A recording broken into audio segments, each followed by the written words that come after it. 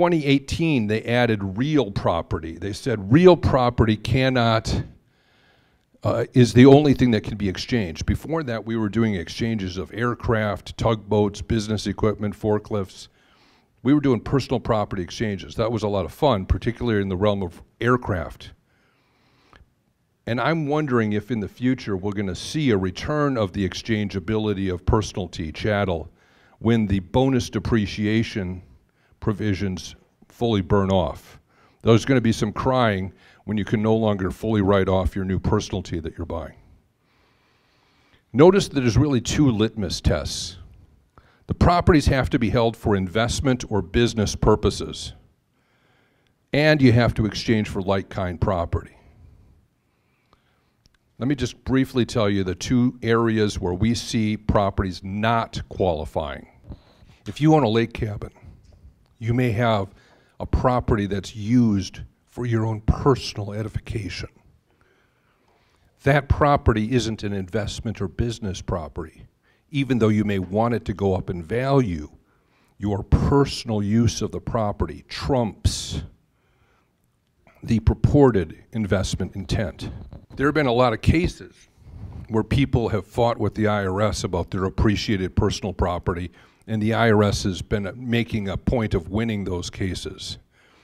In the area of Airbnb VBRO, though, the IRS has granted a very broad and generous safe harbor, if you will, for properties that are used primarily for intermittent rental through rental programs.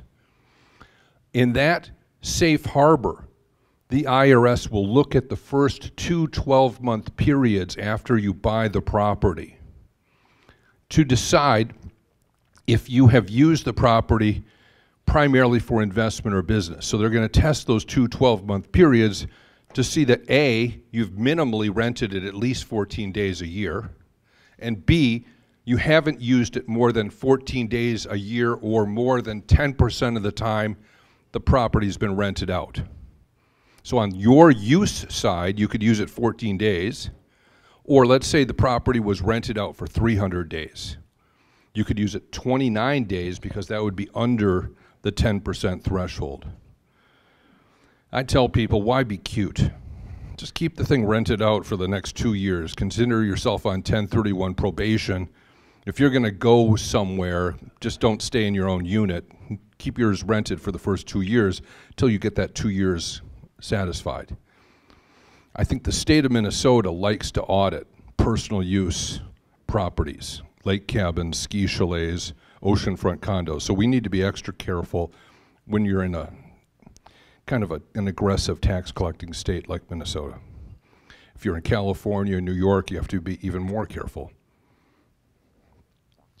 The other property that doesn't qualify, and this is sad news for the flippers, is property that has been held primarily for resale. So if you buy an apartment building and you convert that thing to condos and you peddle each of those individual units to the public, you're a dealer. That real estate is your product. It's your stock and trade, and you can't do a 1031 exchange on your dealer property that you intend to hold for resale. Same thing with land developers that are buying up land and cutting it up into little quarter-acre lots and selling it to residential home builders and so forth. It's their inventory. So you got to be careful. You can change the way that you do business. Rather than buy, put the lipstick on, and quickly sell, and end up paying ordinary income rates on your flips, why not buy the property, rent it out for a year or more? The longer you rent it, the more you could substantiate that your intention, your mens rea, was to hold it for investment or business.